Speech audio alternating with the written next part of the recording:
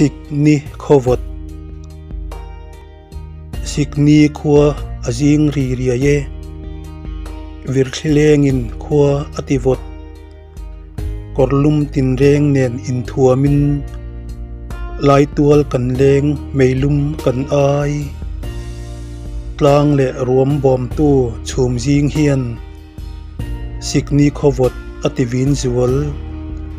zan tiang mutbu alum zolo sakruang lai tha akhur der der khowat in minti khot tri tret leihring nun phung atikhai lak khowat hian min kian san thuai se